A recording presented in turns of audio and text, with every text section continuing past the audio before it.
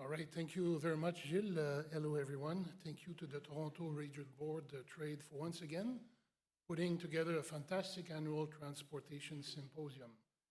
We're a multi-year partner on the board, and this symposium is for us our signature events of the year. My name is Marc Boucher. I'm a Senior Vice President and Market Leader of Transportation in Canada at AtkinsRéalis, and we're a Canadian headquartered engineering service and nuclear company with over 39,000 employees around the world.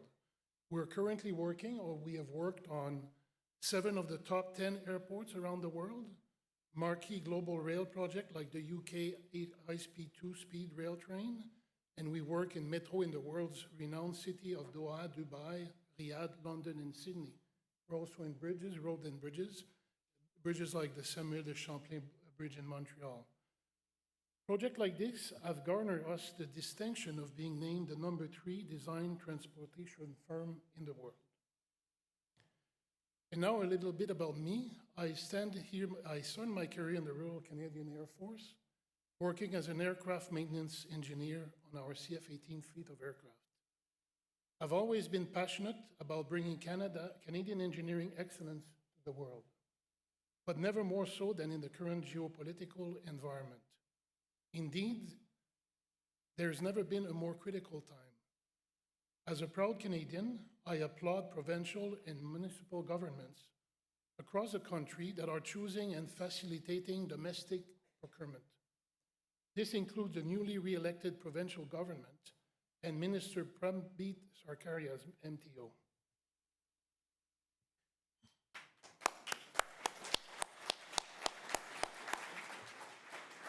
Alongside AtkinsRéalis, we have some of the world's largest engineering companies in Canada.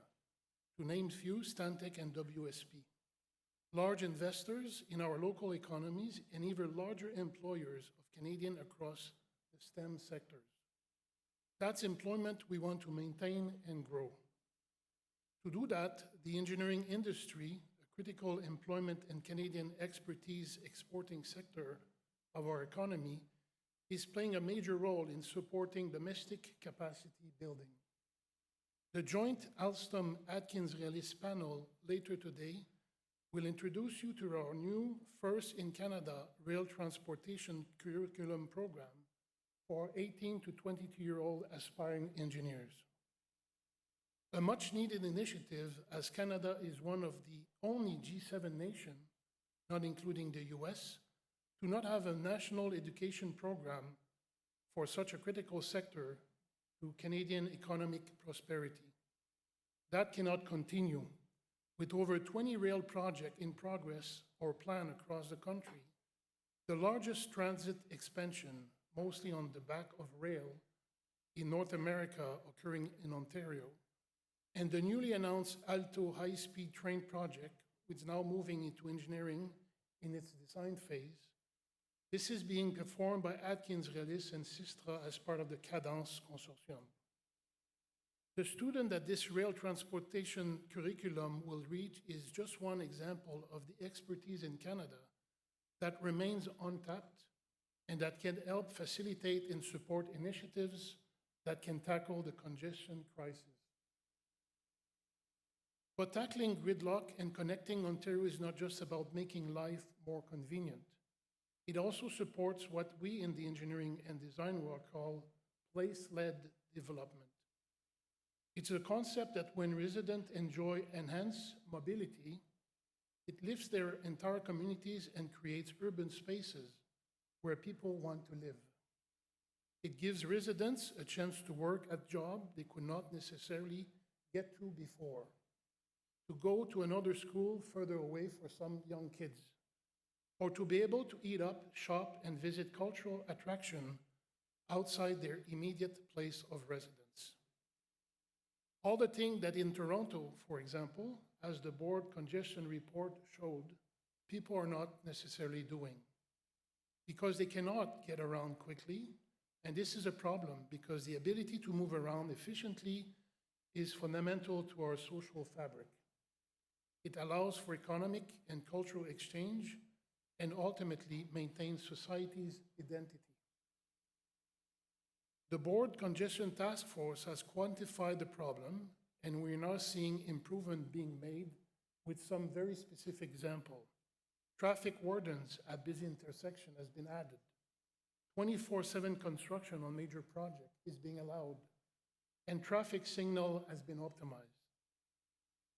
New projects are on the way to alleviate this congestion once and for all. In Ontario, Atkins Realis is working on Toronto East Harbour Transit Hub. This is a transformational project for Toronto's downtown and its East End waterfront. Located immediately east of the Don Valley Parkway and serving as a second Union station, the East Harbour Transit Hub will serve 100,000 daily riders once open. It will connect to the Lakeshore East and Stouffville GO lines, the Ontario line, and eventually the TTC streetcar network. The project will divert about 15% of commuters from the single choke point of Union Station, which experiences crowding at peak times and especially during events like New Year's Eve in the recent years. Through careful planning with our partner Metrolinx, Hatch, and Bird Construction, we conducted bridge demolition and rail track winding on weekends overnight and in such a way that there was minimal to zero disruption of both vehicle traffic and GO traffic services running along the same corridor. But let's think about East Harbour to show how investment in transport project goes beyond just moving people. Around the project site, a vibrant mixed-use community of 4,000 residential units is being built, as well as offices, retail space, and amenities. That's newcomers, not to mention a new neighborhood, which will invigorate Toronto economy forever once the project is completed. Meanwhile, the design and now construction of the station is employing hundreds of people. And another one in generation cross-provincial project like Alto High-Speed Rail, which will be delivered by a consortium of partners, including Atkins Realis. It will take travelers between Toronto and Quebec City, Canada's busiest corridor, at 300 kilometers per hour across a 1,000 kilometers line. Create over 51 good-paying jobs during construction, boost GDP by up to $35 billion annually once open, and unlock enhanced productivity for decades to come. All by bringing 18 million people in our country, busiest corridor, closer together. At a time when tariffs are taking direct aim at Canada's economy, its very economic sovereignty, it's never been more important to keep our workers employed and productive on city building and on nation building. It's projects like these that make the difference, because as we say at Atkins Realis, they help to engineer a better future. In closing, I'd like to applaud the Ontario governments once again for investing in the road network as well. A reminder that this is still how most of our product on store shelves and those delivered to our house get around. It's roads that carry the private vehicles that critical workers in our society uses, like the plumbers, the electrician, and emergency vehicles that need to go from one place to the other. So it's not to anyone's interest that those using cars find themselves stuck in traffic. I now have the privilege for the third time in the last year to introduce the Honorable Pramit Sharkaria, Ontario's Prime Minister of Transportation.